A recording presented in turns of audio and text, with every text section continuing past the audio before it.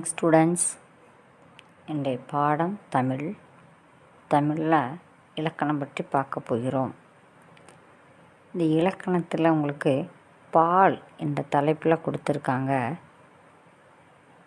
பால் என்ற இலக்கண பகுதியை பார்ப்பதற்கு முன்பாக திணை பற்றி கொஞ்சம் பார்த்துட்டோம் அப்படின்னா திணையினுடைய விளக்கங்களை அறிந்து கொண்டால் அடுத்ததாக பாலினுடைய விளக்கத்திற்கு செல்வதற்கு எளிதாக இருக்கும்.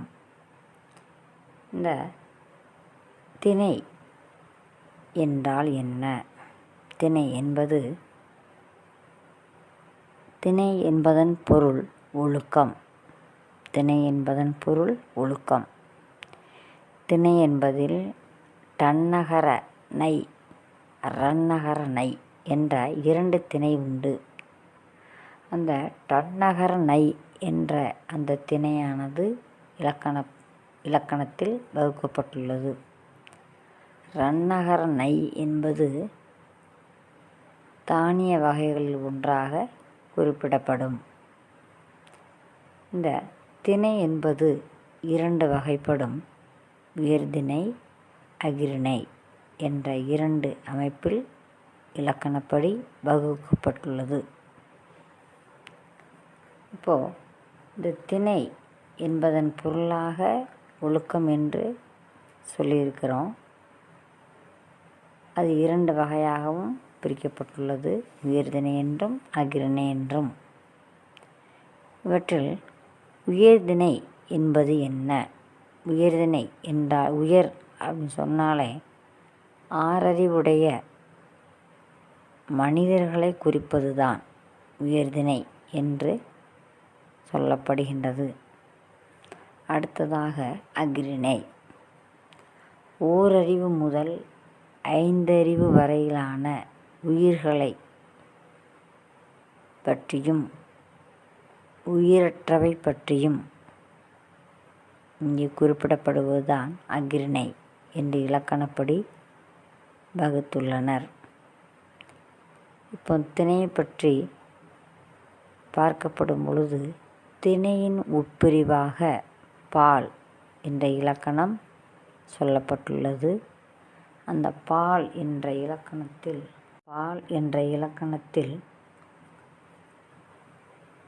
பால் என்பது இங்கே பகுப்பு அல்லது பிரிவு என்று சொல்லப்படுகின்றது. திணையின் உட்பிரிவு தான் பால்.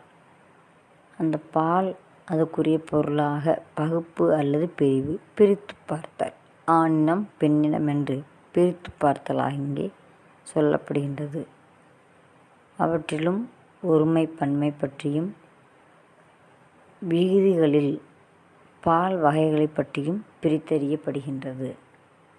இவ்வாறாக இந்த இலக்கண பகுதியானது அமைந்துள்ளது. திணை பற்றியும் அந்த பாலினுடைய அமைப்பில் பார்த்தோமானால் உயர்திணைக்குரிய பால்கள் எவையெல்லாம், அஃறிணைக்குரிய பால்கள் எவையெல்லாம் என்பது பற்றியும் இங்கே பார்க்க போகின்றோம். உயர்திணைக்குரியதாக 3 பால்களையும் அஃறிணைக்குரியதாக 2 பால் வகையினையும் இங்கே இலக்கணத்தில் வகுத்துள்ளனர். இந்த உயர்திணைக்குரிய பால் வகையாக என்ன, அஃறிணைக்குரிய பால் வகைகள் என்ன அப்படின்றதை பற்றி இப்போது பார்த்துவிட்டு பிறகு பாலினுடைய அமைப்புகள் என்னன்றதை இலக்கண அமைப்பில் பார்க்கலாம். திணை 2 வகைப்படும். அவற்றில் ஒன்று உயர்திணை. இந்த உயர்திணை அந்த சொல்லை கேட்கும் பொழுதே நமக்கு தெரிகின்றது. 6 அறிவுடைய உயிர்களை பற்றியவைதான் உயர்திணை என்று இங்கே வகுக்கப்பட்டுள்ளது. இதற்கு எடுத்துக்காட்டுகளாக என்ன சொல்லலாம்? மக்கள், தேவர், நரகர் இவையெல்லாம் 6 அறிவுடைய உயிர்கள். இப்படியாக உயர்திணைக்குரிய விளக்கமாக இங்கே சொல்லப்பட்டுள்ளது. அடுத்ததாக 2வது அஃறிணை. ஓரறிவு முதல் 5 அறிவு உடைய உயிருள்ளவை மற்றும் உயிரற்றவைதான் அஃறிணை என இலக்கணப்படி வகுக்கப்பட்டுள்ளது. ஓரறிவு முதல் 5 அறிவு வரையிலான உயிர்கள் என்பது பறவைகள், விலங்குகள், மரங்கள் இவ்வாறாக சொல்லப்படுகின்றது. உயிரற்றவை என்ற அமைப்பில் பார்க்கப்படும் பொழுது மேஜை, நாற்காலி, எழுதுகோல், புத்தகம் என்று இவ்வாறாக உள்ள பொருள்கள் எல்லாமே உயிரற்றவை என்று இங்கே சொல்லப்படுகின்றன. இவற்றையெல்லாம் அஃறிணையில் வகுக்கப்பட்டுள்ளது. உயிருள்ளவை ஓரறிவு முதல் 5 அறிவு வரையிலான உயிருள்ளவை மற்றும் உயிரற்ற பொருள்கள் அனைத்தும் இங்கே அஃறிணையாக சொல்லப்பட்டுள்ளன. திணையானது ஒருமை பன்மை காட்டும். ஐம்பால் விகுதிகளையும் காட்டும். பால் என்ற அமைப்பில் பார்க்கப்படும் பொழுது ஐம்பால் விகுதிகளையும் இங்கே காட்டும். அந்த ஐம்பால்கள் பற்றி தான் இப்பொழுது பார்க்க போகின்றோம். பால் என்பதன் பொருள் பகுப்பு அல்லது பிரிவு. இது திணையின் உட்பிரிவாக இந்த பால் என்ற இலக்கணம் சொல்லப்படுகின்றது. இந்த பால் என்பது 5 வகைப்படும். பால் என்பது 5 வகைப்படும். பால் என்பதன் பொருளாக பகுப்பு அல்லது பிரிவு என்று ஏற்கனவே சொல்லியிருக்கிறோம்.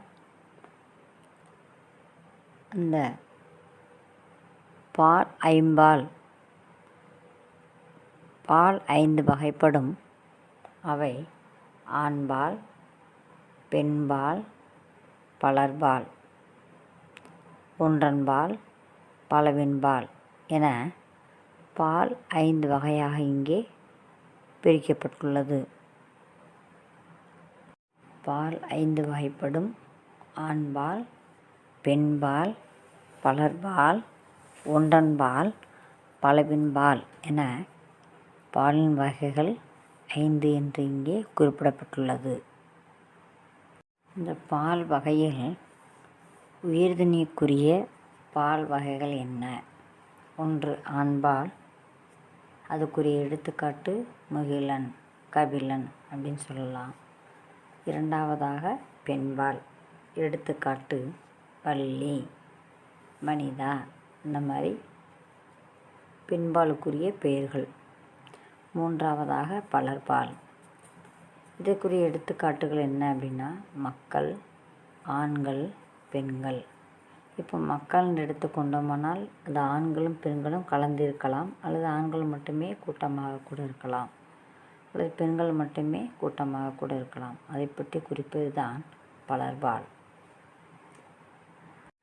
அஃறிணைக்குரிய பால் வகைகள் ஒன்றன்பால், பலவின்பால். இங்கே ஒன்றன்பால் என்பது ஒன்றினை மட்டும் குறிக்கும். பலவின்பால் என்பது ஒன்றுக்கும் மேற்பட்டவற்றை குறிக்கும். இப்போ உதாரணமாக ஒன்றன்பால் என்று எடுத்துக்கொண்டால் அதற்கு எடுத்துக்காட்டு ஆடு. இப்போ பலவின்பால் என்று எடுத்துக்கொண்டால் அதற்குரிய எடுத்துக்காட்டு ஆடுகள். ஆடு என்பது ஒருமையில் சொல்லப்படுகின்றது, ஆடுகள் என்பது பன்மையில் சொல்லப்படுகின்றது. இவ்வாறாக ஒன்றன்பால் ஒருமையை குறிக்கின்றது, பலவின்பால் பன்மையை குறிக்கின்றது. இங்கே பால் என்பது ஒருமை பன்மையையும் விகுதிகளையும் ஆண்பாலா அல்லது பெண்பாலா அல்லது பலர்பாலா, ஒன்றன்பாலா பலவின்பாலா என்பது பற்றிய விளக்கம் விகுதிகளை கொடுக்கின்றது. கொடுக்கப்பட்ட இலக்கண பகுதியை வாசிக்கிறேன், கொஞ்சம் கவனிங்கம்மா. திணையின் உட்பிரிவே பால் ஆகும். பால் என்ற சொல்லிற்கு பகுப்பு என்பது பொருள். இங்கே பால் 5 வகைப்படும். உயிர்தனைக்குரிய பால்களாக ஆண்பால். ஒரு ஆணை குறிப்பது ஆண்பால் எனப்படும். எடுத்துக்காட்டாக அவன் என்ற பெயரில் சுட்டப்படும். இரண்டாவதாக பெண்பால். ஒரு பெண்ணை குறிப்பது பெண்பால் எனப்படும். அவள் என்ற பெயரில் சுட்டப்படும். இது பெண்பாலுக்குரியது. அடுத்ததாக பலர்பால். ஒன்றுக்கு மேற்பட்ட ஆண்கள், பெண்கள் மற்றும் மனிதர்களை குறிப்பது பலர்பால் எனப்படும். உதாரணமாக அவர்கள் என்ற பெயரில் சுட்டப்படும். அவர்கள் என்பது பெண்களாக இருக்கலாம், அல்லது ஆண்கள் கூட்டமாக இருக்கலாம், அல்லது ஆண்களும் பெண்களும் கலந்து கூட பன்மையில் சொல்லப்படலாம். அடுத்ததாக அஃறிணை. அஃறிணையில் ஏதேனும் ஒன்றை மட்டும் குறிப்பது ஒன்றன்பால் ஆகும்.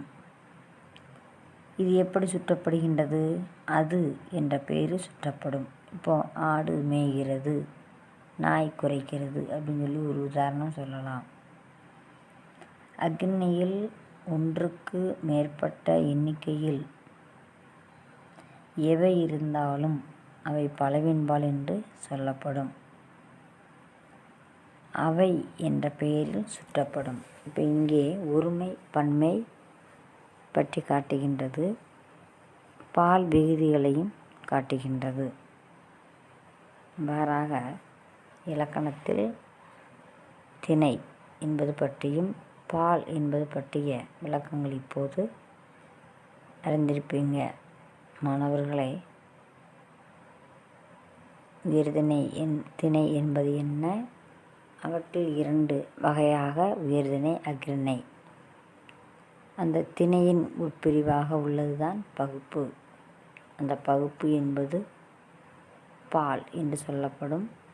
ஆண்பால், பெண்பால், பலர்பால், ஒன்றன்பால், பலவின்பால் இவ்வாறாக பால் 5 வகையாக பிரிக்கப்பட்ட அவற்றுக்குரிய விளக்கமும் உதாரணமும்